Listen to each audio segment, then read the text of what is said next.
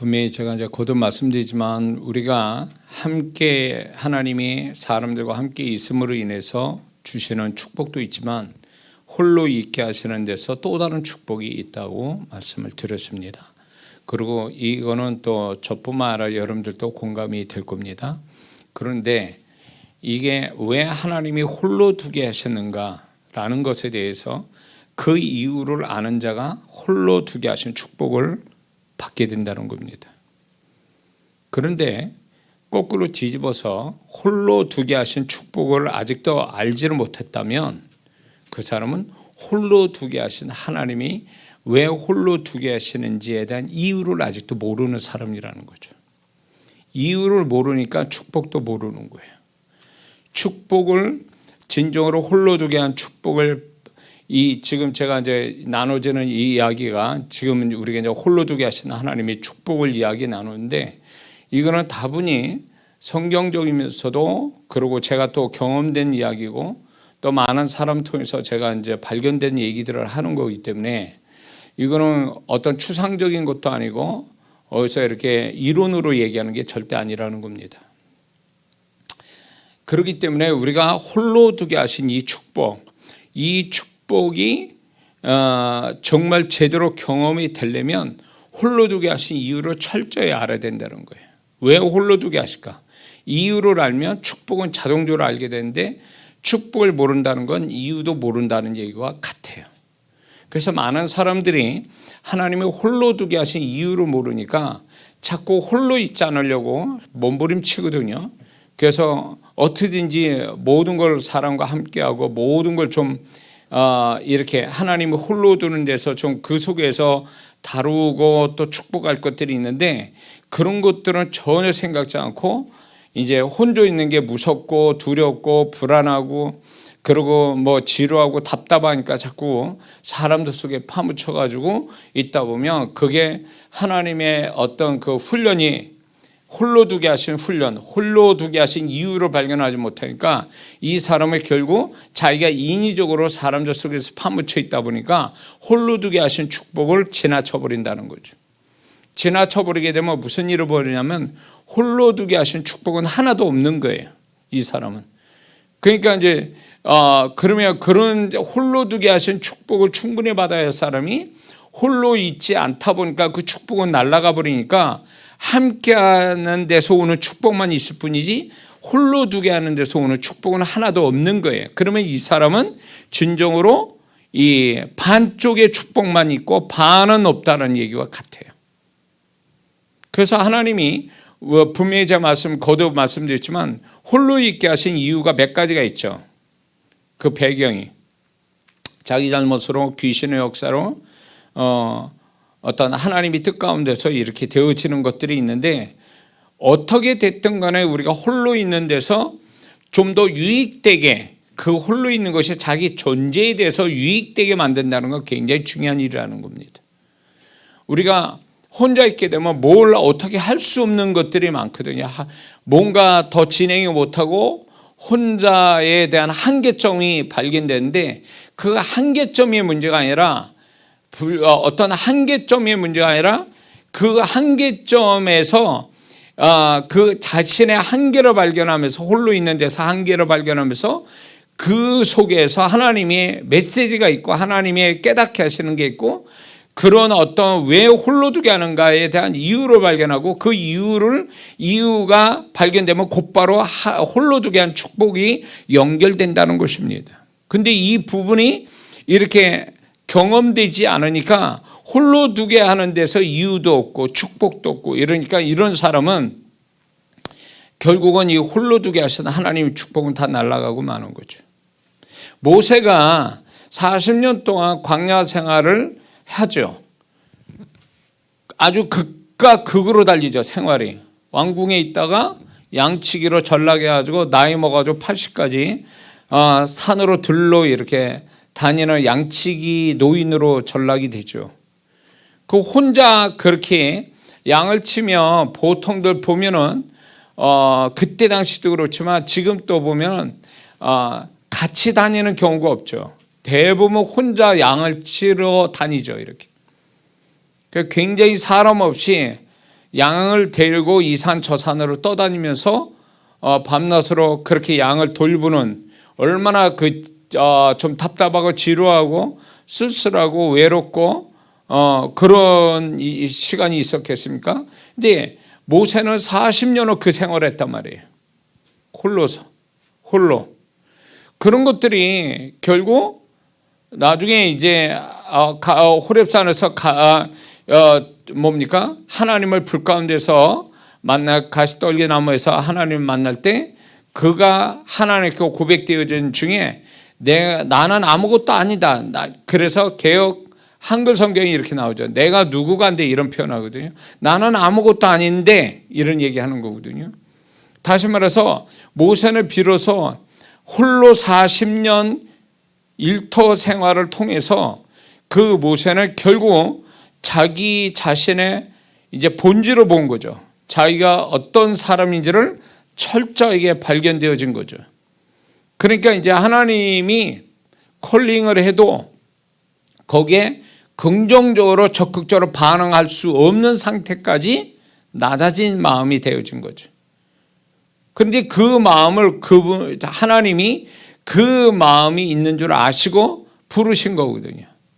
자기가 뭔가 할 수 있을 때는 하나님이 반응이 없으시다가 왕궁에 자기가 힘 있고 사람을 다스릴 수 있는 그런 상태에서는 하나님이 전혀 그 모세에게 반응이 함께 하시거나 반응이 없으셨다가 그가 모든 걸 다 잃어버리고 홀로 있는, 몸뚱이 하나로 있는, 그리고 나이 먹은 몸뚱이 하나만 있는 그 상태가 되어질 때, 그래서 그 상태만 불쌍한 게 아니라 진짜 그 마음마저도 정말 내려앉았을 때, 낮아질 때, 그때 이제 하나님이 그에게 다가오시고 그를 또 부르셨고 또 하나님이 그에게 새로운 인생, 새로운 존재로 만드시죠.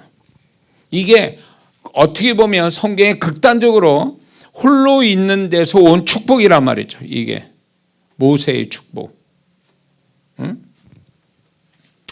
그래서 하나님은 우리를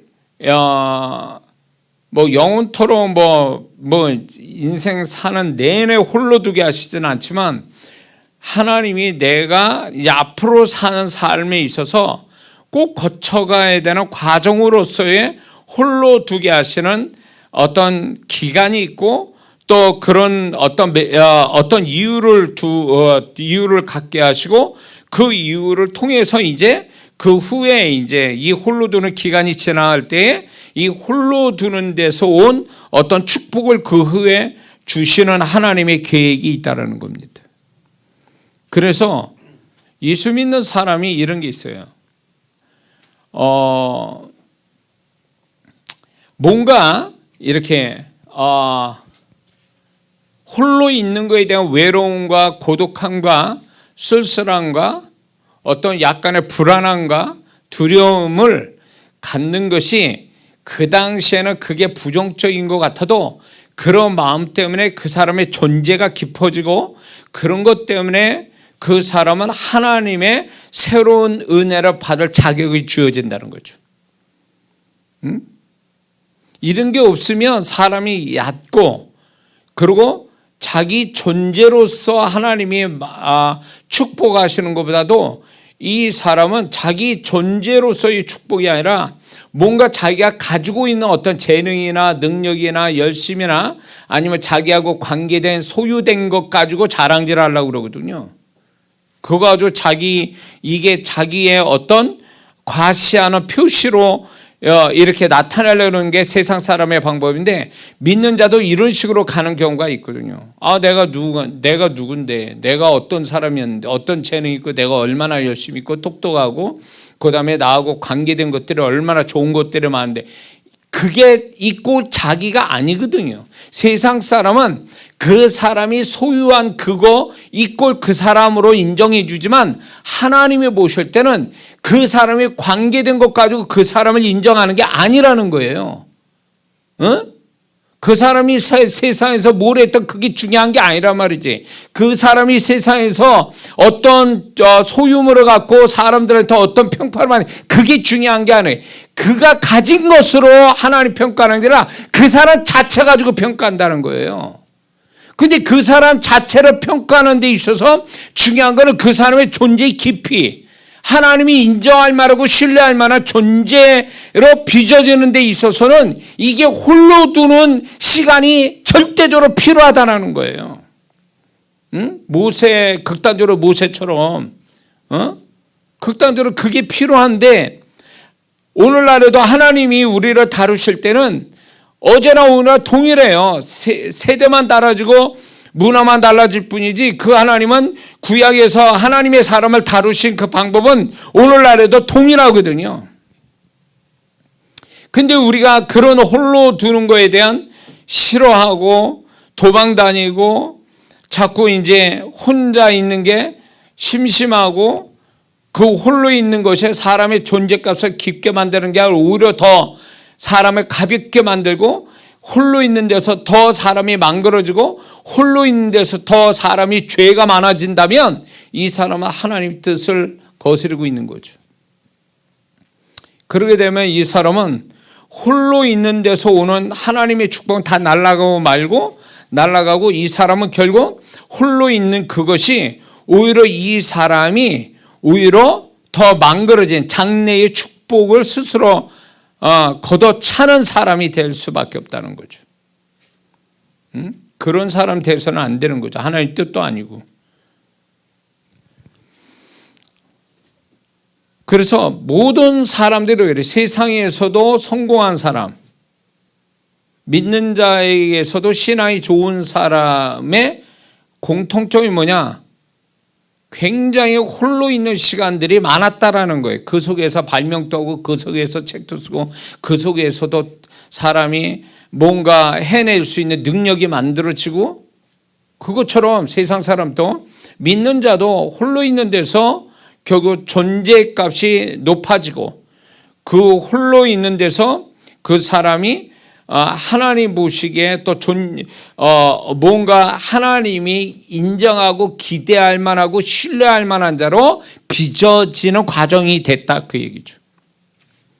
그게 안 된다면 이 사람은 홀로 있게 하신 하나님의 뜻 가운데 홀로 두게 하신 것을 망치고 있는 거죠. 그러면 결국 이 사람은 하나님의 선하신 뜻을 망치고 있는 거예요. 하나님이 잠시 잠깐 이런 게 있죠. 쓴 약은 몸에 좋다고 그러잖아요. 왜? 그 쓴 약은 결국은 나중에 몸에 어떤 한약 같은데 쓴 약이 결국은 몸에 이롭게 되잖아요. 나중에 가서는. 그 원리가 같아요. 우리가 하나님이 나를 홀로 두게 할 때는 그게 달콤한 게 아니고 쓴 약을 먹는 것 같이 괴로울 수 있어요. 근데 그걸 잘 참고 견뎌서 있게 되면 나중에 그게 내 몸에 유익하다는 것을, 한약 먹고 나중에 유익한 것처럼 내가 이 쓴약 같은 홀로 있는 시간들을 잘 견뎌내면 결국은 그게 나한테 유익을 가져다 준다라는 것을 우리는 분명히 알아야 된다는 거죠. 믿습니까? 자, 그래서 사람이 좀 더 깊은 무게감 있는, 하나님이 인정하고 신뢰받는 데까지 가는 사람들은 다 이 과정을 겪었다라는 것에 대해서 그 홀로 두게 한 이유를 아는 사람이면 홀로 두게 하신 축복도 받을, 그 다음에 축복을 받는다라는 것을 지난주 6가지를 얘기했고 오늘 7가지 얘기하려고 합니다. 7번째부터. 자, 그러면 홀로 두게 하신 축복이 과연 뭐냐 할 때, 홀로 있게 되면 자연히 과거를 뒤돌아보게 돼 있어요. 근데 그 과거를 뒤돌아봐서 좀 더 찬찬히 자기의 과거를 분석해서 거기서 교훈을 얻고, 그래서 그 교훈을 통해서 자기 자신이 좀 더 지혜로워지면서 그걸 통해서 앞으로 하나님이 자신을 어떻게 이끌어 가실 건가에 대한 지혜를 갖게 한다는 겁니다. 다시 얘기합니다. 홀로 있게 됨으로 인해서 그 사람은 자연히 과거를 뒤돌아보게 되고 과거를 천천히 분석하게 되고 하나님과 관계돼서 그 분석된 것들이 결국 이 사람한테는 지혜가 돼서 앞으로 오는 시간에 대한 하나님이 앞으로 자신을 이끌어가는 것에 대한 분별력을 갖게 만든다는 것입니다. 믿습니까? 그러니까 홀로 있으니까 과거를 찬찬히 돌아볼 수 있게 된 거예요. 만약에 사람이 바쁘게 돌아간다 지금 과거를 뒤돌아볼 시간도 없는 거예요. 지금 당장 내 앞에 있는 것만 그냥 해결하는데 바쁘다 보니까 해결하는 현실의 문제를 해결하는 능력과 열심이 있을지 몰라도 과거를 돌이켜보면서 지혜를 얻는 것은 아니라는 거예요. 현재 바쁘게 처리한다고 일을 잘 처리한다고 해서 그 사람이 지혜롭거나 무게감이 있는 존재가 되는 것도 다른 얘기거든요.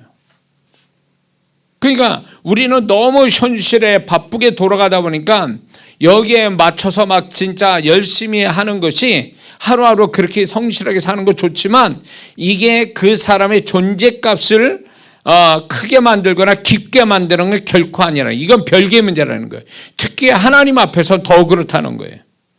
그러니까 하나님이 제가 그랬잖아요. 제가 한가할 때 사역에 너무 바쁘게 돌아가서 막 정신 못 차릴 정도로 막 당장 앞에 코앞에 있는 것도 막 해결하냐고 바쁘게 막 호덕거리고 시간 모자라 할 때는 이런 걸 잘 모르다가 사역이 이제 조금씩 줄면서 한가해지는 시간이 되니까 이제 나를 자꾸 들여다보게 되고 하나님에 대한 어떤 나에게 깨닫게 하신 거 은혜 주신 것들을 다시 정리가 되어져서 이제 나온 게 책이 7권이 나온 거예요. 그래서 그때 한강 그 시간에 홀로 있는 그 시간에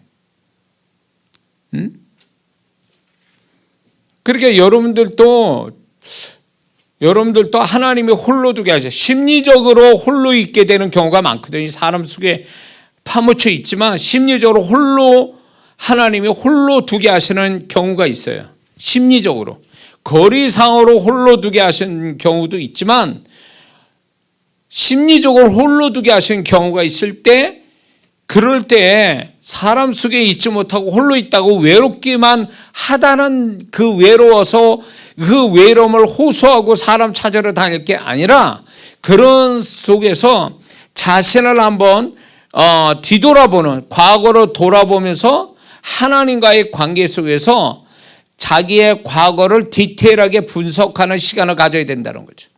그럴 때 이 사람이 그 속에서 지혜를 갖게 되고 그 지혜가 앞으로 하나님의 자신과 함께 또 관계돼서 하나님이 이끌어갈 때 그게 분별력이 된다 이런 뜻입니다.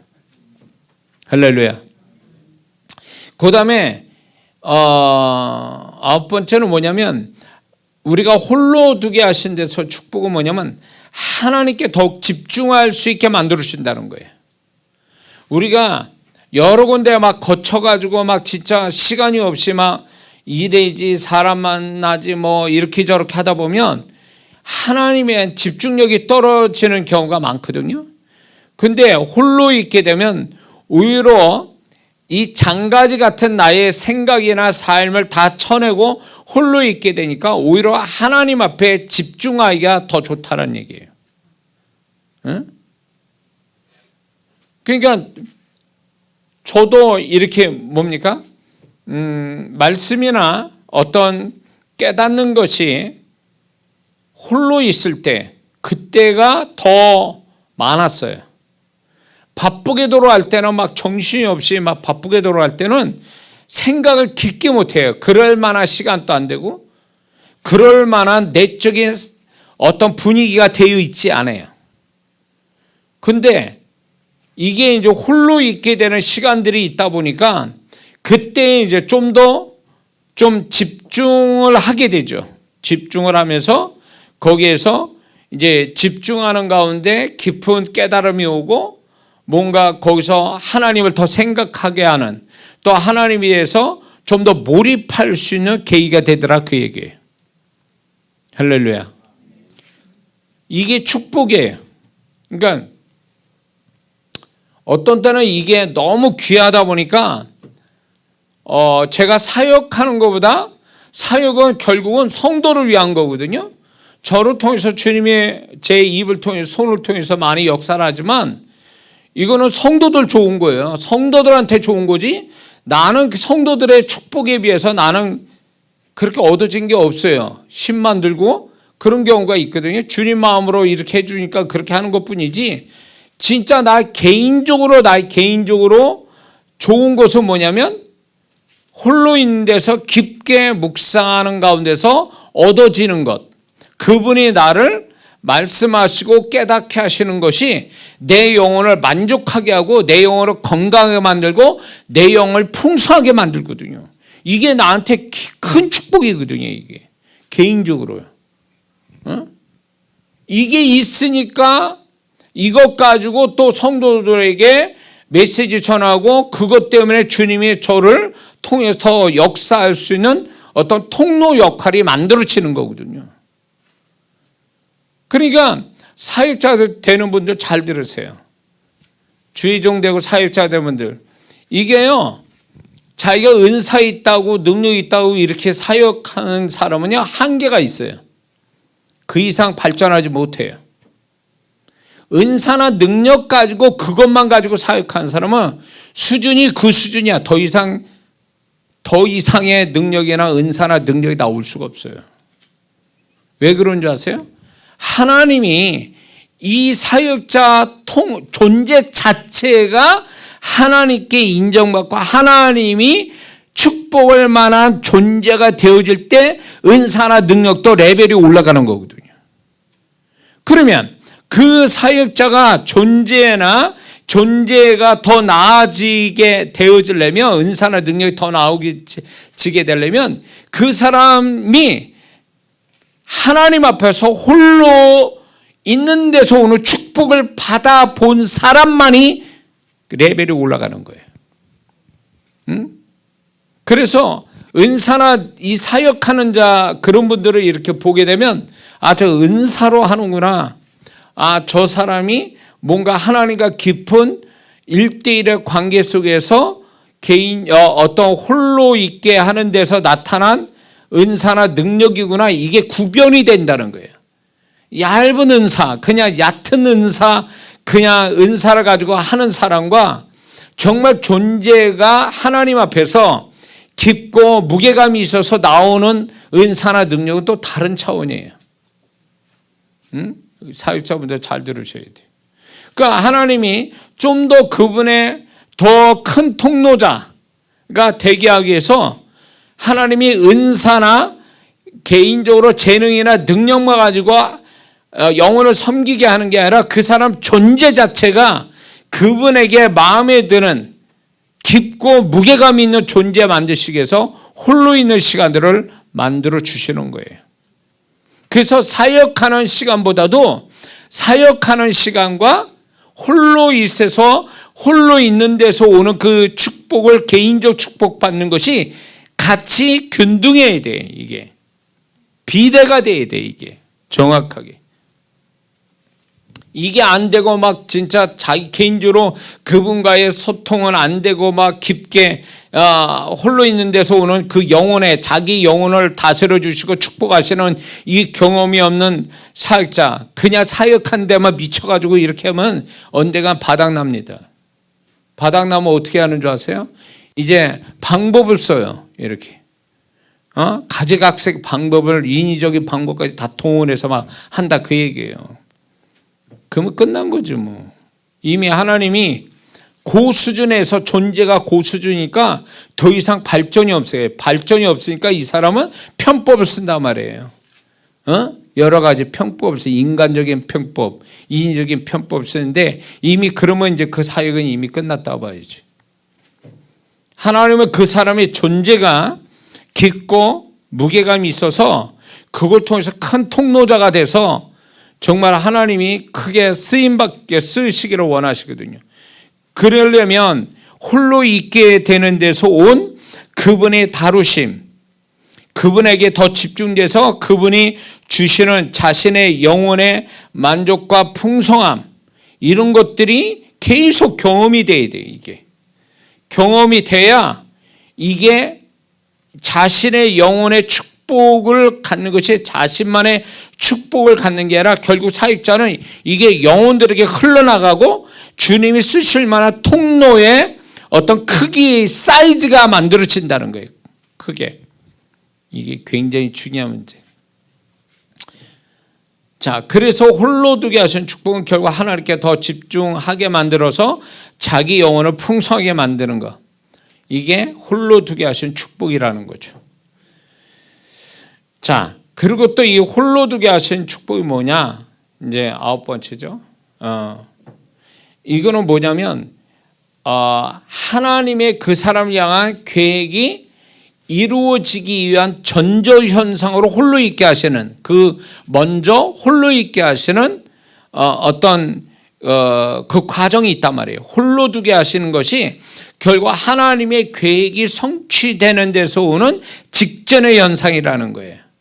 그래서 이 사람이 홀로 있는 데서 뭘 준비해야 될지, 앞으로 하나님이 역사하시고 축복하는 데서 자신이 뭘 어떻게 준비해야 될지에 대한 하나님께서 그거를 충분히 준비시키기 위해서 앞으로 올 축복을 충분히 받고 감당할 수 있는 그런 준비된 자로 만드시기 위해서 홀로 두게 하는 시간이 있단 말이에요.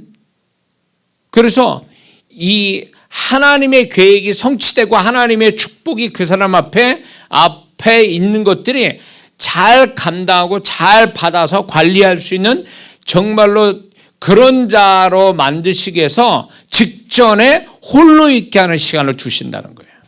홀로 있게. 그런 이거 간증 많잖아요. 아까 얘기했지만 모세가 앞에 뭐가 있었어요? 이스라엘 자기 민족을 이끌 지도자로서의 새로운 삶이 있었잖아요. 그 직전에 40년이에요. 40년 광야 생활이 홀로 있게 하는 걸로 인해서 준비된 거잖아요. 40년을 위한 40년 준비된 거잖아요. 앞으로 40년 동안 이스라엘 백성을 이끌기 위한, 어쩌면 모세가 결정적 실수만 안 했다면 40년이 아니라 80년을 더 사역할 수 있는 그 준비로서 광야 40년 아니냐 말이에요. 모세한테는 기나긴 시간이었, 우리가 볼 때는 기나긴 시간이었지만 어쩌면 이거는 하나의 하나님이 우리를 다루어 가시는 데 있어서 어떤 공식과 같은 거라는 거예요.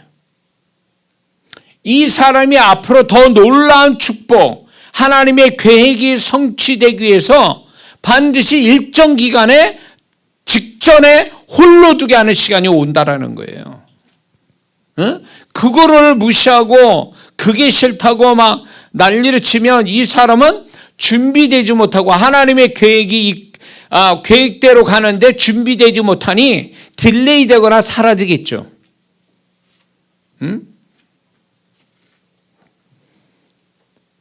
그래서 홀로 있는 시간이 지루하고 답답하고 낭비되는 시간이 결코 아닙니다. 하나님은 우리 인생에, 우리는 이렇게 생각해.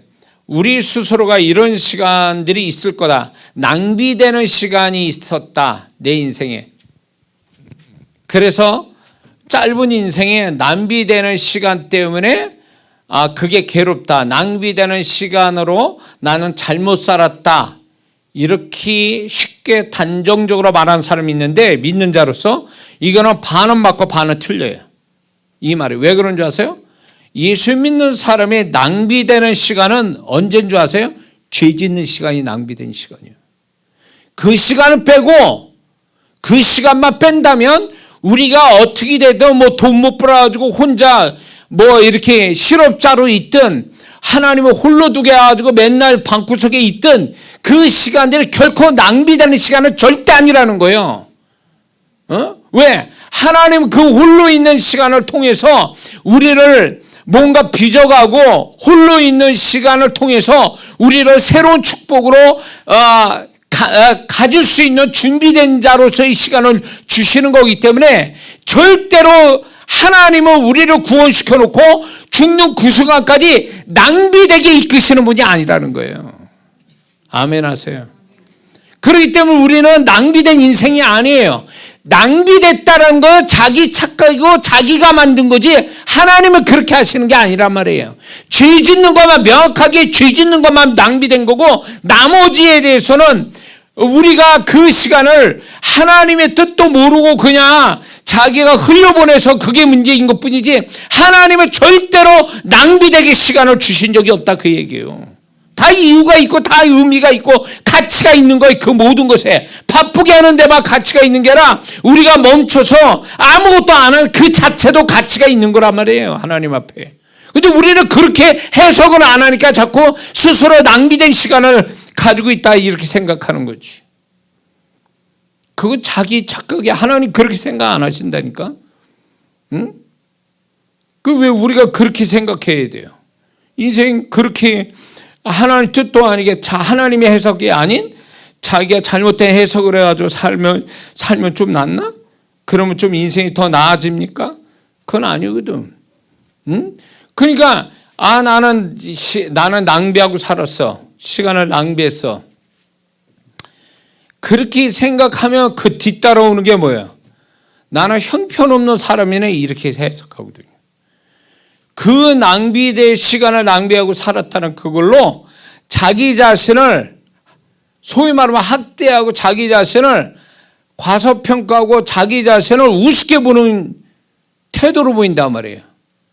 어? 하나님은 그게 아닌데 내가 그렇게 만든 거야. 나는 뭐 하는 게 아무것도 없어. 누가 찾아온 사람도 없고 나는 지금 하루에 뭐 시간이 너무 많이 남는데 그냥 허무하게 하루를 보냈어. 뭐 이렇게 얘기하는 사람들인데 그거는 본인이 그렇게 만든 거지 하나님은 그렇게 하라고 그 시간을 주신 게 아니거든요. 어? 하나님이 주시는 바쁘게 하는 데는 바쁘게 하는 대로 하나님이 은혜가 있고 축복이 있지만 한가한 데는 한가한 대로 은혜가 있고 축복이 또 있는 거예요. 그걸 발견하고 그렇게 시간을 쓸 줄 알아야 되지 그거를 내가 낭비했다라고 생각한다는 것은 그런 시간을 주신 하나님에 대한 모독이에요. 그거는 하나님이 그런 적 없거든. 나를 낭비되게 시간을 쓰게끔 허락된 시간이 없단 말이에요. 근데 내가 그렇게 해석하면 그런 시간 주신 하나님을 모독하는 결과가 나온다는 얘기예요. 그거는 하나님이 그러지도 않은데 자기 스스로 하나님 나를 이끌어가는 하나님을 그런 식으로 해석하면 그 사람 인생 잘못 사는 거예요. 응? 해석을 왜 그렇게 하냐고. 자기가 낭비되게 만들어 놓고 왜 하나님이 나한테 그런 시간 줬다고 해석을 하냐고. 그래서 이런 사람이 있어요. 자기 지나간 시간에 대해서 이건 이거대로 가치가 있고 저건 저거대로 가치가 있었어. 이렇게 해석을 해야 되는 거를 나는 그 시간을 지워버렸으면 좋겠어. 나는 내 인생의 고통의 시간이고 쓰잘데없는 시간이고 낭비된 시간이야. 그래서 난 이 시간은 나한테 의미가 없어. 이런 식으로 해석하는 사람이 있거든요. 예수 믿는 사람이. 이게 잘못된 해석이에요. 이거. 하나님을 모독하는 거예요. 하나님이 그렇게 그런 시간들을 그렇게 해석을 하면 하나님이 그런 시간을 만들었다라고 그렇게 또 생각이 되는 거거든요. 어? 이 사람은 잘못 해석하고 있는 게 자기 시간에 대해서 잘못 해석하고 있는 거라고. 하나님은 그런 분이 아니시거든요. 어? 설령 그게 내가 생각할 때 좀 싫고 괴롭고 고통스럽고 상처받는 시간이라 할지라도 하나님이 그런 걸 허락하실 때는 그런 시간들 답답한 시간들이 있는 것도 결국 하나님이 그 사람한테는 그게 가치가 있고 그 속에서 잘만 그 이유를 알게 된다면 이 자체가 그 당시에는 괴롭고 괴로운 시간일 수 있지만 그게 나중에는 축복의 시간으로 되어지기 위한 전조현상이요 그걸 위한 과정이었다라는 것을 고백해야 이게 정확한 하나님 앞에 할 말인데 그렇게 말하지 않고 난 그 시간에 없었으면 좋겠어. 난 잘못 살은 것 같아. 낭비됐어. 이게 자기를 자학하고 뿐만 아니라 하나님이 그런 걸로 허락하신 하나님을 모독하는 거예요. 그렇게 하면 안 돼요. 돌이켜보면, 한번 여러분들 생각해보세요. 돌이켜볼 때 내가 잘못했던 뭐로 어쨌든 간에 하나님은 그걸 합력하여 선을 이루도록 이끌어 오셨거든요. 내가 잘했든 못했든 간에, 내가 원하든 원치 않든 간에, 내가 선택하든 선택하지 않았든 간에, 그런 모든 시간들이 결국은 하나님이 그것대로의 의미가 있고 가치가 있고 그것대로의 나의 존재를 다루심이 있었고, 그걸 통해서 더 나아지는 어떤 삶, 존재, 신앙을 만드시려고 허락된 일들이거든요. 그러면 그거에 대해서 우리는 그렇게 하나님이 나를 그렇게 이끌어 주신 거에 대해서 감사가 나와야지, 자꾸 그런 거에 대해서 의도적으로 그런 것들이 나한테는 안 좋은 거, 악한 거, 잘못된 거, 낭비된 거, 부정적으로 그렇게 해석해버리면 이 사람은 그게 과거의 그런 평가가 과거로 멈추는 게 아니라 현재도 그 평가를 하고 있다는 거예요. 그런 식으로 평가한 사람은 장래도 그렇게 평가할 가능성이 많아요. 현재를 그렇게 평가한다면 그 사람은 결국 장래를 긍정적으로 만나질 수 없는 거죠. 현재를 그렇게 해석한다면. 하나님이 그렇게 우리는 예수 믿는 사람은 가면 갈수록 잘 되는 사람 되는 것이 하나님 뜻이거든요. 그러려고 우리를 이끌어 가시는 거거든요. 근데 해석을 잘못했어. 내가 과거에 잘못된 해석하고 있고 지금 또 그 여파로 현재를 해석을 잘못하고 있다면 그 사람 장래도 그렇게 될 수밖에 없는 거예요. 하나님 뜻도 아니게. 그러니까 하나님이 우리를 이끌어가고 우리를 잘 되기를 바라시지만, 하나님 또 요한 3서 1장 2절에 사랑하는 자의 네 영혼이 잘된 같이 범사에 잘 되기를 내가 간구하노라, 원하노라. 뭐예요? 그분이요 그렇게 되라고 말씀한 게 아니에요. 그렇게 됐으면 좋겠다라는 얘기잖아요. 그 얘기는 결국 뭐냐면 우리가 하나님을 이겨먹는다는 거예요. 내 생각을 굳세게 내가 어떤 생각을 딱 갖게 되면 그게 하나님과 반대되는 생각을 가지면 하나님 또 어떻게 할 방법이 없다라는 얘기예요. 우리는 우리의 생각이 하나님과 일치됐는가 확인할 필요가 있고, 그거를 하나님 앞에서 하나님 내가 이 생각이 맞습니까? 라고 하나님의 의중을 물어보는 게 이게 정말 주님과 인격적인 관계를 가진 사람의 모습이거든요. 근데 이게 주님과 인격적인 관계가 안 된 사람은 어떻게 하는 줄 아세요? 내가 생각해보니까 이래라고 해서 자기 생각을 하나님께 비춰보거나 하나님께 평가도 받기도 전에 내가 딱 결정해버려요. 그러면 어떻게 되세요? 어떻게 되냐면 하나님도 얘를 이길 수가 없는 거예요. 이 사람을. 하나님이 전능하신 하나님이지만 못 이기시는 게 하나가 뭔지 아세요?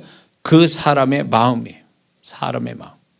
보세요. 그거 쉽게 이해하자면 예수 안 믿습니다 그러면 끝난 거잖아요. 예수님이 십자가 2000년 전에 죽이셨고 전도자를 보내서 구원시키려고 그러는데 안 믿겠다고 자기가 마음 딱 닫아놓고 안 믿습니다 그러면 어떻게 하나님을 강제로 구원시킵니까? 안 하잖아요. 못 하잖아요. 하나님도 못 하시잖아요. 이게 하나님이 전능하신 하나님이지만 인간의 마음에 있어서는 그 하나님도 못 이기신다. 사람의 마음을. 그것처럼 믿는 자가 예수 믿고 구원받았다 할지라도 그 하나님과 생각이 일치되기 위해서 하나님의 생각을 찾아보고 하나님께 묻는 이 삶이 되어야 되는데, 그게 아니라 자기 생각에 내가 생각해 보니까 이렇다라고 딱 결정해 버리면 하나님도 방법이 없다는 거예요. 그러면 그 사람은 하나님과 상관없이 간다는 거예요. 하나님 책임 못 진다는 거예요. 이게 얼마나 불행한 인생이에요. 응? 그러면 이 사람은 잘못된 인생의 길을 또 갈 수밖에 없죠. 그래서 우리는 우리가 살아가는 데 있어서 이 홀로 있는 시간들, 낭비된 것처럼 생각하는 이 생각은 버려야 됩니다. 죄진 거는 낭비된 시간이에요. 절대적으로. 그거는 하나님 앞에 회개될 거예요. 왜 회개돼? 죄 때문에 회개도 하지만 죄를 짓는 그 모든 죄를 짓는 과정 속에 시간을 쓰잖아요. 그러면 하나님은 낭비됨이 없이 그 시간 쓰길 바라는데 내가 죄 지으면서 낭비된 시간들이잖아요. 그거는 하나님이 주신 시간에 대한 죄예요. 시간에 대한 죄. 하나님이 축복할 시간에 죄 지어서 낭비되게 만들었으니까 하나님의 시간 주신 거에 대한 범죄예요. 이거는 죄 자체 행위에 대한 이것도 회개할 부분이지만 시간을 죄로 인하여 낭비되게 만든 그 자체도 죄라는 거예요. 하나님 앞에 이해가 되시죠? 그러니까 우리가 하나님 앞에 우리가 과거로 해석을 잘해야 된다는 거죠. 그래야 현재가 해석이 잘 되고 그래야 미래가 소망이 있는 거예요. 우리가 현재만 살고 말 것도 아니고 미래가 있는데 그 미래는 지금보다 더 나은 미래가 되려면 현재에 대한 하나 해석을 잘해야 된다는 거죠. 이해가 되시죠? 자, 우리가 홀로 있게 되게 하시는 것은 이제 아까 얘기했지만 집중을 못하는 것들이 있어요. 우리가 너무 바쁘게 돌아가죠. 일 때문에, 상황 때문에, 사람 때문에 막 이렇게 바쁘게 돌아가다 보니까 집중을 못해요. 그러니까 하나님이 집중 못하는 거를 다 잘라버리는 거예요. 그래서 하나님 앞에 집중되게 만들려고. 그래서 상황적으로, 그러니까 외부에 나를 하나님께 집중하지 못하게 하는 외부적인 거 잘라버리시는 것뿐만 아니라 하나님은 어디까지 그 사람의 내면에 복잡하게 하나님 집중하지 못한 것도 다 잘라버리는 시간들이 있어요. 잘라버리는. 자, 모세 이야기 해볼게요. 모세가 쫓겨 도망 살인자가 돼서 도망 나왔을 때 이드로 장인집에 있어서 처가살이 할 때에 그 생활을 적응하는 시간이 얼마나 길었겠어요. 왕궁에 있다가 완전히 이건 어떻게 보면 지극히 평범한 집안에 들어가서 그 생활에 적응하는 거와 뿐만 아니라 양치기 생활하는 데서도 안 해본 그 일이니까 그걸 적응하는 데까지 얼마나 시간이 있었겠어요. 그렇죠? 근데 그 적응하는 것도 문제였지만 더 문제였던 거는 우리가 생각해 볼 때 왕이 될 사람이 평면으로 돌아가는 그 생활에 이 모세가 얼마나 왕궁에 대해서 생각이 많았겠냐는 거예요. 생활은 양치기 생활이고 평면의 삶인데 그 마음은 여전히 왕궁에 있는 왕궁의 마인드를 갖고 있었던 거잖아요. 왕궁의 생각들을 가지고 있었잖아요. 40년을 왜 하나님이 80세에 불렀을까? 왜 40년일까? 4년도 아니고 10년도 아니고 왜 40년일까? 제가 볼 때 이 40년이 결국 모세가 왕궁에 있었던 그 모든 기억들, 그 감정들, 그 느낌들, 그 분위기를 싹 다 뽑아내기 위한 시간이지 않았을까 싶은 거예요. 그러니까 유사한 사람도 못 만난 거잖아요. 그 생활 속에.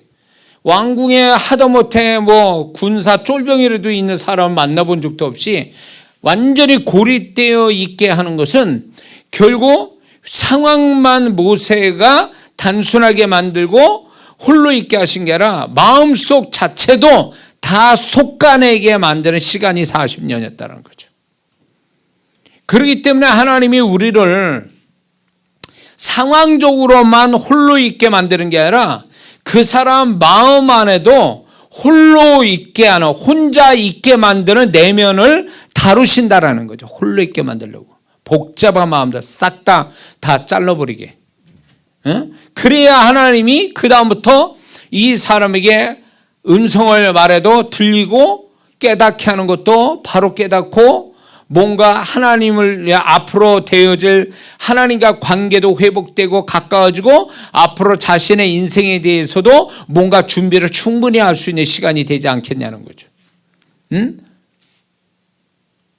그래서 그 사람의 마음속에 있는 것도 다 아주 깨끗하게 정화시키는, 아주 단순하게 그 속도 다 비워지게 만드는, 이것도 하나님이 홀로 있게 하시는 어떤 축복 중에 하나거든요, 이게.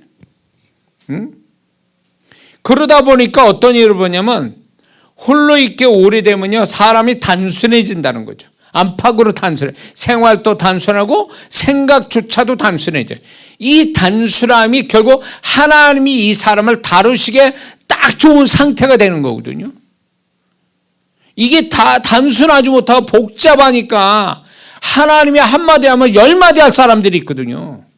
지금 또 하나님이 한마디 하면 그냥 아멘하고 딱 끝내야 될 사람들이 하나님 한마디 하면 10마디 하나님께 하고 싶은 사람들이 있어요. 아직 모르는 거예요. 아직 단순해지지 않은 거죠. 내면에 홀로 있는 사람도 아닌 거예요. 그러니까 얘기가 많아지는 거죠. 홀로 있고 혼자 있으면 뭔 말을 하겠어요. 혼자 있는데. 그런데 이거를 왜 얘기하냐면 주님이 이렇게 저를 다루신 거죠. 말 많이 하는 거, 그거는 결국은 네가 아직 속에 얘기가 많구나, 속에 내용이 많구나, 쓰잘데없는 내용들이 많구나, 이거거든요. 그러니까 이런 걸 덜어내기 위한 하나님의 작업이 홀로 있게 하는 거예요. 그러니까 홀로 있게 하면은, 하나님을 내면적으로 홀로 있게 한다면 그거는 뭐와 이꼴시켜야 되냐면 내면을 덜어내시는구나, 내면을 정화시키는구나, 내면을 단순화시키는 거구나, 내면을 정말 내면조차도 혼자 있게 만드시는구나, 이게 그런 식으로 해석을 해야 된다는 거죠.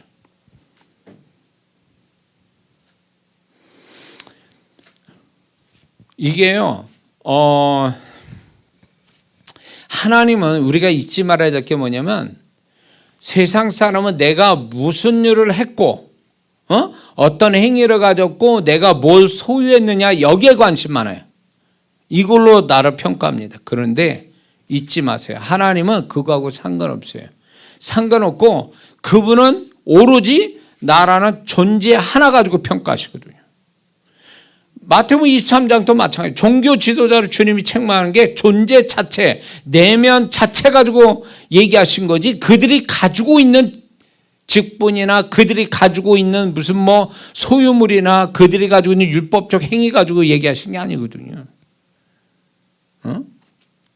근데 우리는 우리 존재에다가 더 포커스를 맞춰서 나의 존재를 잘 이렇게 더 수준 있는 존재값이 높은 자로 만들어 가시는 그분의 목적을 잊어버리고 우리는 자꾸 뭔가 바깥으로 어떤 나의 행위, 나의 소유물 뭐 이런 데다 자꾸 나라는 가치를 거기다 두고 나라는 의미를 거기다 두니까 이게 하나님과 초점이 안 맞는 거예요. 그러니까 어떻게 되냐? 신앙은 겉다리야. 그냥 하는 거예요. 그냥 이렇게 뭡니까? 종교의식 치르듯이 하는 거예요. 진짜 이 사람이 관심 갖는 건 자기가 하고 있는 일과 자기의 관계된 것들이 이게 더 중요한 부분인 거지. 자기 존재가 중요한 게 아니라 자기가 하고 있는 일과 소유된 것이 더 중요하다고 생각하니까 이렇게 되니까 하나님과의 관계가 가까워질래야 질 수가 없어. 왜? 그분과 초점이 서로 틀리니까. 뭔 말인지 이해되세요? 그분과 초점이 다르단 말이에요. 그분은 나의 존재인데 나는 나의 하는 일과 소유물이에요. 이게 서로 초점이 다르다 보니까 가까워질래야 가까워질 수가 없는 관계가 되어버리는 거예요. 그러니까 하나님이 각과 같이 저야 하나님을 더 찾게 되고 하나님을 더 사랑하고 하나님에 더 친밀할 텐데 가까워질 수 없으니까 하나님을 외면하고 그냥 의식적으로만 상대하고 있고 그 하나님에 대해서 살아 계신지 죽으신지 이런 것조차도 감을 못 잡는 이런 식으로 돌아가 버린 거예요. 신앙이. 응? 초점이 서로가 안 맞으니까. 응? 초점 맞아봐. 그분하고 초점이 맞으면요, 그분이 반응이 엄청 빨리 와요. 그분이 내가 말하는 게 그분과 초점 맞거나 생각이 그분과 초점 맞으면요, 그분이 그거에 이미 알아보시고 반응의 속도가 굉장히 빠르고 훨씬 리액션이 우리보다 훨씬 낫다는 거죠. 그분이 리액션이. 응? 그렇게 되니까 그분과의 어떤 사귐이 이게 추상적인 게 아니고 단지 뭐 영적인 것만 아니라 이게 진짜 실제적으로 경험되는 거거든요. 이게.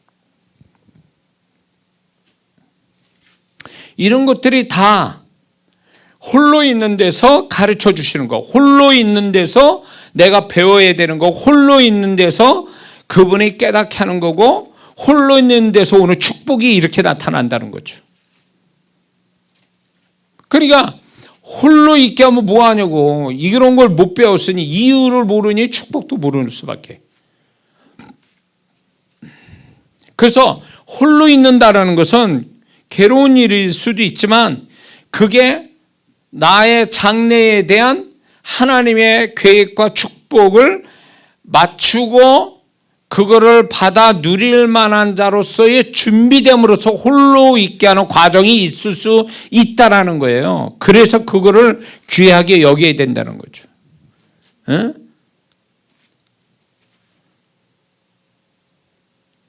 한때는 제가 목회를 하면서 같이 출발했는데 동기나 우리 동기들이나 이렇게 주변 비슷하게 개척하고 목회하는 분들이 주변을 보니까 너무 잘하고 있는 거예요.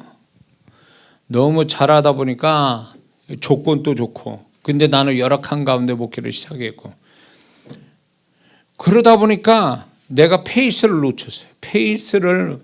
놓쳤어요. 그 속도를 내 페이스대로 가야 되는데 상대방 그 주변에 소위 잘하고 있는 비슷한 그 목회자들을 보면서 그 페이스를 맞추다 보니까 속도가 빨라진 거예요. 그러다 보니까 마음이 급해진 거지. 마음이 급해지고 불안증이 생기고 그러면서 뭔가 해야 되겠고, 그래서 가만히 앉아 있으면 이건 실제적인 얘기. 성경책 한 장을 못 넘어가. 불안해가지고 마음이 급해가. 요거 했다가 저것도 해야 되는데, 그럼 그거 좀 뒤졌다가 좀 해다가 아니 저것도 해야 돼. 뭐 하나 제대로 하는 게 없는 거예요. 기도를 해도 이거를 30분 이상 못하는. 왜? 할 일이 또 생각나는 거야. 저것도 해야 되는데 기도하다 말고 또 그거 하는 거야. 또 조금씩. 그러다 보니까 뭘 하긴 하는데 다 뭔가를 하는데 제대로 된 건 하나도 없어. 그런 식으로 생활을 하다 보니까 나는 바쁘게 살고 막 조급해가지고 바쁘게 살고 열심히 살았다는데 결과적으로 아무것도 된 거는 하나도 없어. 피곤할 뿐이에요. 응? 피곤할 뿐이라고. 그것이 시간이 한 10년쯤 가니까 내가 잘못 살고 있구나 지금. 내가 잘못 살고 있구나. 응? 내가 너무 마음이 분주하고 조급하고 불안하고 막 이러다 보니까 홀로 있는 시간에 대한 두려움이 있어요. 홀로 있는 시간에 대한. 뭔가를 해야 돼. 혼자 느긋하게 그분에게 묻고 성경도 깊이 좀 보고 막 이래야 돼. 해야 될 일은 많지. 목회는 성공해야 되겠지. 뭘 어떻게 해야 되겠지. 생활은 해야 되겠지. 뭐 이런 생각이 잔뜩 있다 보니까 홀로 있는 데서 그분과 깊은 사귐이 없는 거예요. 그러니까 마음은 더 공허하고 더 쓸쓸하고 뭔가 좀 더 유익된 게 아니라 그걸로 인해서 내가 점점 망해간다는, 존재가 망해져가는 걸 느끼는 거예요. 이게 한 10년쯤 가니까. 응? 이게 왜 그런가? 목사가 돼가지고 왜 나는 이 내면이 왜 목사 존재가 왜 이래야 되는가?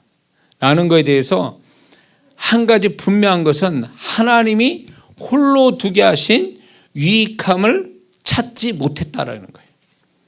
그때는 하나님이 나를 홀로 두게 해서 뭔가 그분과 사귐 속에서 뭔가 그분이 힌트를 주시고 지혜를 주시고 뭔가 능력도 주시고 막 이러려고 그러셨는데 나는 그분과의 소통이 하기에는 너무 마음이 분주하고 초점이 그분이 아니라 어떤 일이고 부흥이 빨리 돼야 되고 목회 성공해야 되고 막 뭐가 안정감을 가져야 되고 막 이런 데에만 초점을 두다 보니까 여기다 초점 두니까 그분과 사귐이 깊지 못했던 거예요. 그러니까 이것도 안 되고 마음은 분주하지 마음은 힘들지 가면 가서 마음이 병들어가는 걸 느끼는 거예요. 내가 병드는 거예요. 에? 여러분하고 좀 이게 모르겠어요. 제가 목회자로서 겪는 이야기인데 공감이 될지 안 될지 모르겠지만 좀 공통분모는 좀 있을 거라고 봅니다. 에? 주님은 그때 당시 누구 뭐다 찾는 사람도 없고 뭐 그래. 그게 바로 주님이 홀로 두게 하신 거거든요. 홀로 둬서 좀 느긋하게 그분과 사귐을 가지면서 새끼밥 한번 먹여주시고 건강을 책임져 주셨으니까 주님하고 좀 이런 관계 속에서 좀 뭔가 그분이 나를 홀로 두게 돼서 그분에게 집중하고 그분이 나를 어떻게 생각하는지 내 존재가 어떤지 뭐 이런 걸 좀 그때 이게 있어요. 누가 뭐 이걸 가르쳐 준 적이 있나 뭐 이게 귀중한 줄도 모르고 막 그렇게 시간을 막 보냈으니 사람은 깊어지는 게 아니라 무게감 갖는 게 아니라 여전히 가볍고 앞으로 해야 될 일은 많고 막 이런 데에 막 집중해서 살다 보니까 되는 건 없고 피곤만 하고 알게 된 거죠. 10년 지나니까 잘못 살았구나 내가 이렇게 사는 게 아닌데 누가 뭐 쫓아오는 것도 아닌데 혼자서 바쁘게 막 되는 것도 없고 그게 주님의 내가 제 생각이 얼마나 강하고 내가 바깥에다 얼마나 초점을 두고 살았는지에 대해서 10년 지나니까 알게 된 거예요. 근데 주님이 제가 지칠 때까지 기다린 거예요. 이게 잘못됐다라는 걸 실감나게 경험할 때까지 이렇게 놔두신 것 같아요. 그러니까 10년째 되니까 지치더라고요. 힘들어. 막 마음이 골병 들고 이러니까 힘드니까 그때 가서 알게 된 거예요. 이게 그렇게 하려고 하나님이 이런 시간을 주신 게 아닌데 나는 지금 잘못 사용했구나. 내가 잘못 사용했구나. 응? 그래서 10년 지나고 목회 10년 지난 다음에 제가 그때 정신 차려서 뭔가 그분과 초점을 맞추고 하나님과 그래 뭐 주님이 책임져 주시니까 지금 바깥의 일이 중요한 게 아니다. 지금 나라는 존재가 그분과의 관계가 더 중요한 문제니까 그래서 거기에 매달려서 그렇게 하니까 이제 그때부터 제가 마음이 건강해지고 하나님이 또 함께 하신 증거가 있고 그분이 깨닫게 하시는 게 있고 지금 당장 손에 돈이 되는 것도 아니지만 그분이 나한테 주신 놀라운 그 영적인 원리가 결국 저의 존재를 바꾸고 사육을 바꾸고 준 계기가 됐거든요. 진작에 그랬으면 더 일찍 시작할 건데 그분이 내가 얼마나 고집세고 얼마나 열정적인지 그분이 얘기를 하셨다고 그래요 저한테. 근데 내가 못 알아먹고 내 방법대로 내 고집대로 한 게 10년이 간 거죠. 응? 잘 생각해 보세요. 여러분들도 아마 저하고 비슷한 공통분모가 있을 거라 봅니다. 홀로 있게 하실 때 그분의 뜻이 있는데 그분의 뜻은 전혀 발견하지 못하고 자기 생각에 취해가지고 막 이렇게 하다가 결국 이것도 아니고 저것도 아니고 존재는 존재대로 망가져지고 되는 건 하나도 없고 바깥에 된 일을. 결국 뭐예요? 결국 그게요. 하나님이 내 삶을 주도권을 가지고 이끌어 가시는데 그분이 결정권자인데도 불구하고 나는 그분과의 가깝게 사귀면서 그분이 나를 홀로 두는 데서 오는 축복들을 하나도 경험 못하고 그냥 나는 그 시간으로 지나간 거죠. 그래도 감사한 건 뭐냐면 10년쯤 지나가니까 알겠더라고요. 이제. 그러니까 제가 그때 돌이켜서 어떤 신앙과 삶의 패턴을 바꾼 거죠. 그래서 이제 여기까지 온 거죠. 근데 아직도 이거를 모르는 성도들이 있어요. 그러다 보니까 시간이 없는데 지금 앞으로 시간이 없는데 지금 또 계속 저와 같은 일을 반복하는 사람도 있어요. 자기가 노력한다고 되는 것도 아닌데 하나님 뜻도 모르고 막 가는 사람도 있죠. 이건 아니라는 거죠. 이건 아니다. 자, 그래서 이 말씀을 조금 한 그 문장으로 좀 한마디로 정리하자면 또 이런 거예요. 홀로 두게 하는 축복은 뭐냐? 이 홀로 있는 데서 하나님을 더 가까이 하게 하고 하나님으로 만족함을 갖게 하기 위해서 홀로 두게 하시는 거거든요. 그 전까지는 만족함이라는 게 내가 스스로 뭔가를 잘해가지고 오는 만족함, 뭔가 소유가 더 있고 잘 돼서 만족함, 이거였는데 홀로 두게 함으로 인해서 이제 그런 만족함이 아니라 하나님으로 만족해야 하는 마음, 하나님으로 만족하는, 그리고 그분께 좀 더 가까이 가는, 그분께 더 가까이 가는 이런 게 되더라 그거죠. 홀로 있을 때. 근데 이제 이런 경우가 있어. 바쁠 때는요 건성건성이야. 하나님께 기도는 해야 되니까 기도는 막 해요. 근데 마음을 담고 하질 않아. 그냥 건성건성이야. 그냥 막 해야 되니까 뭐 하나님 도와주세요, 뭐 하나님 어쩌고 저쩌고 이렇게 흘러가. 이거는 결국 뭐냐면 하나님과 마음을 나눌 만큼의 가까움이 없는 거거든요. 의식적으로 배운 게 있으니까 그렇게 하는 것뿐이야. 마음은 없이 막 그렇게 하는 거예요. 이거는요 소위 말해서 바쁘게 사는 데서 오는, 이게 바쁘게 사는 데서 오는 어떤 부작용 같은 신앙의 모습이에요. 바쁘니까 하나님께 할 말은 있고 도와달라고 그러지만 사실 여유롭게 그분과 소통하는, 마음과 마음을 나누는 시간을 못 갖는 거예요. 왜냐? 바쁘니까. 그런 데서 이게, 그러니까 네가 항상 이런 식이냐? 사무적으로 나랑? 그러니까 하나님은 한가하게 만드는 거죠. 홀로 두게 만드는 거예요. 그런 가운데서 이제 진심을 담아서 그분과의 어떤 소통, 그분과의 사귐을 진심을 담아서 하는 어떤 분위기를 주시는 게 뭐냐면 홀로 있게 하는 데서 와요. 그게 홀로 있는 데서. 근데 제일 잘하는 신앙은 뭔지 아세요? 바쁜 가운데서도 그분과의 사귐은 여유로운 사람.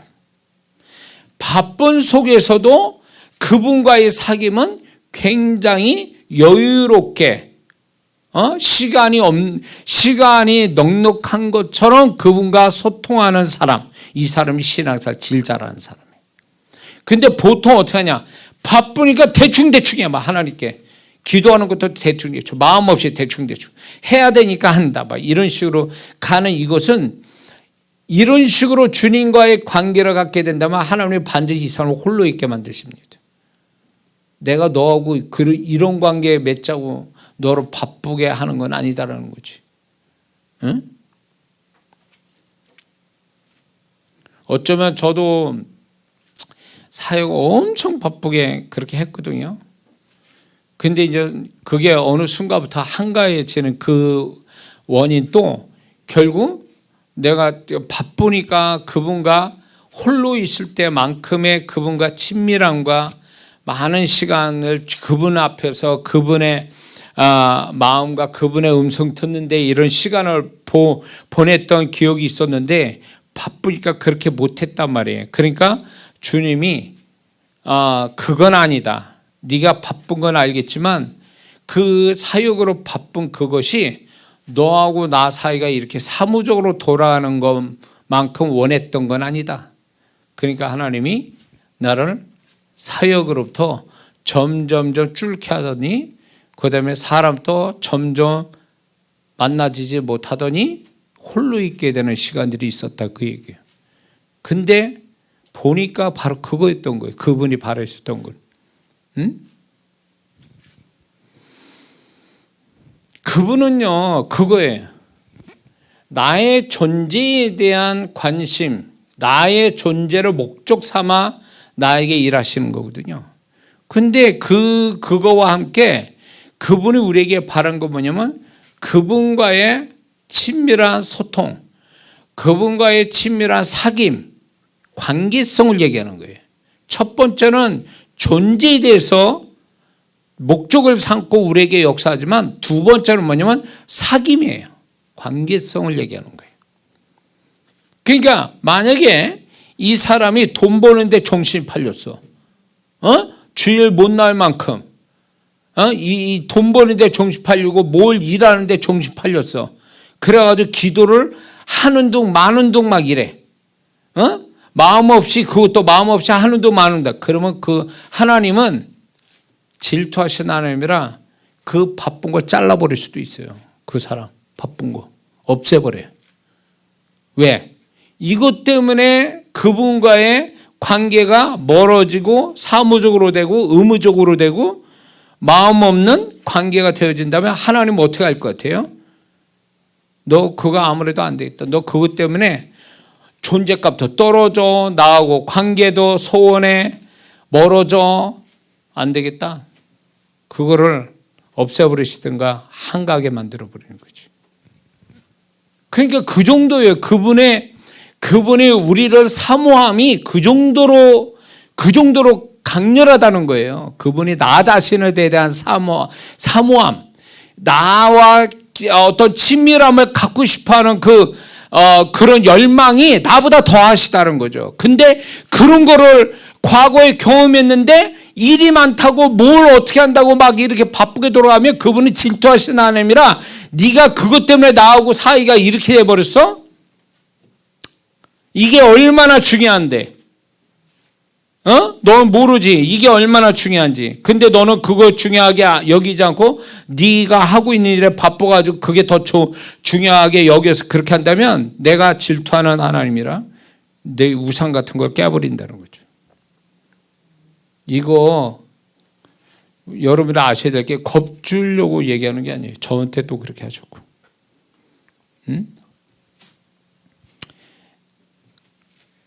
그분은 나의 존재 자체를 원하시고 목적 삼고 그리고 그분과의 어떤 친밀한 사귐을 가지기 위해서 우리와 함께 하신다는 거 이거 잊지 말아야 됩니다. 이거를 놓치면 이게 중요하다고 생각 안 하고 다른 걸로 자꾸 흘러가면 그분은 절대로 그렇게 흘러가도록 놔두시질 않는다는 거예요.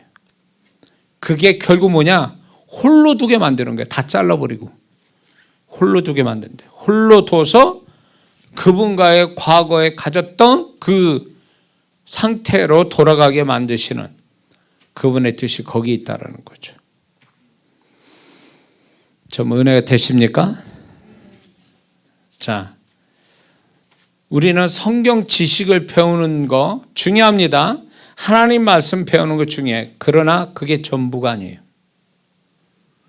지식만 가졌다고 신앙이 유지되는 게 아니라 살아계신 그분과의 관계와 소통을 갖는 게 이게 같이 가야 되는 거예요. 말씀과 사귐, 그분의 존재에 대한 사귐, 이 두 가지가 같이 가야 신앙이 완성되는 거예요. 근데 오늘날 많은 사람들이 지식, 행위는 율법적 행위는 있는데 그분과 사귐은 없다. 그러니까 신앙이 불완전한 거예요. 지식과 행위는 있단 말이에요. 그러면 이거 가지고 신앙이 다 되는 줄 알고 지식과 행위를 주장하는 사람들은 교회 생활 굉장히 열심히 합니다. 선한 행위 가져요. 근데 그런 성도 중에 뭐가 있는 줄 아세요? 주님과 사귐은 없어. 기가 막힐 일이지 뭐. 그럼 이게 무슨 신앙이에요 이게? 구약의 성도지 이게 무슨 뭐 신약적인 신앙이 있니? 이게 성도냐고 이게. 그러니까 성경 지식과 행위를 자랑하지 말란 말이에요. 그게 전부가 아니라고 이걸 통틀어서 살아계신 그분과 개인적으로 나와 함께 하신 그분과의 사귐이 이게 완성이 돼야 되는 거예요. 이걸로 우리의 신앙이 완성되는 거예요. 할렐루야. 그래서 그분과의 어떤 우리는 하나님이 어쨌거나 이 홀로 두게 하시는 그것이 우리한테 그분과의 관계와 나라는 존재에 굉장히 중요한 역할, 어떤 영향을 미치고 있다는 것을 우리는 알아야 되고, 그분이 그런 목적을 가지고 나를 홀로 두게 하신다는 거예요. 그러니까 사랑과의 속에서 홀로 있게 하신다, 심리적으로 홀로 있게 하신다 라는 거에 대해서 여러분들이 그런 것들이 있거든. 혼적으로 슬퍼하고 눈물 짓고 답답해하고 좌절하고 패배감 가지고 그럴 때가 아니라는 거예요. 그러니까 이 혼의 감정에, 혼의 생각, 혼의 감정에 속아가지고 신앙을 완전히 엉망으로 만든 사람이 한둘이 아니라는 거예요. 왜 그렇게 해야 되죠? 하나님이 이걸 주장하셔서 주관하셔서 나를 홀로 두게 하신 선하신 뜻은 왜 어디 갔냐고. 이거는 없고 어떤 혼적인 어떤 생각과 감정, 환경에 영향받는 부정적 생각과 감정에 취해가지고 신앙마저도 멀리 수준 떨어뜨리고 하나님과 관계도 멀어진다면 이것만큼 어리석은 사람이 없다, 그 얘기예요. 하나님이 그러려고 그런 시간을 주신 게 아니란 말이에요.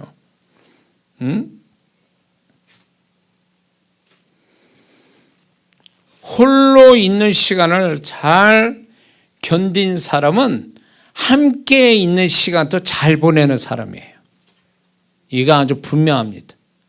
홀로 있는 가운데 하나님의 다루심을 잘, 그 이유를 알고 그 축복을 받은 사람이라면 함께 하나님이 모든 것 사랑과 함께 있는 데서도 잘 감당하고 그거를 잘 관리할 줄도 아는 사람이 된다는 거죠.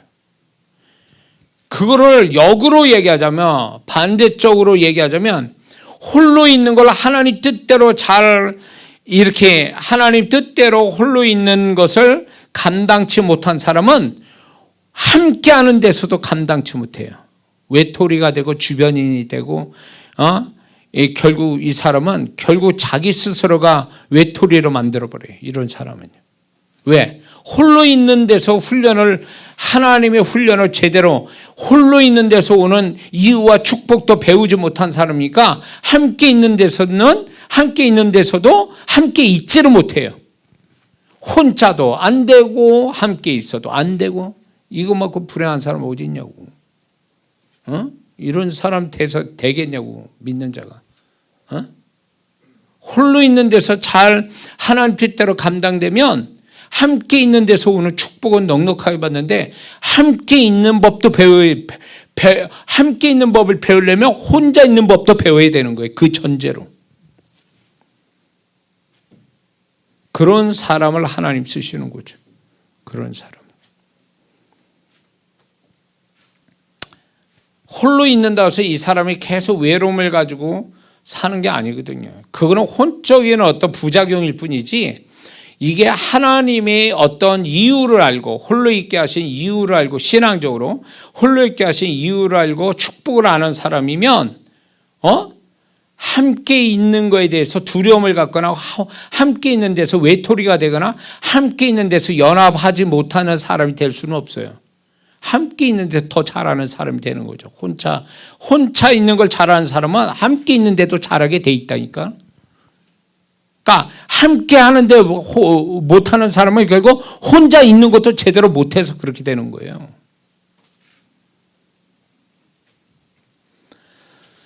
자, 이 메시지 통해서 여러분들이 주님의 또 어떤 메시지가 들립니까? 잘 깨닫고 여러분들이, 저와 여러분들은 각자 하나님이 우리의 삶을 이끌어갈 때 각자 하나님의 다루심이 있고 그 속에 홀로 있게 하시는 다루심이 있다. 이거를 잘 감당돼서 홀로 있는 데서도 축복받고, 이게 끝나면 함께 하는 데서도 축복을 같이 받는 이 두 가지 축복이 다 있는 성도가 되시기를 주의 이름으로 축원합니다. 기도합니다.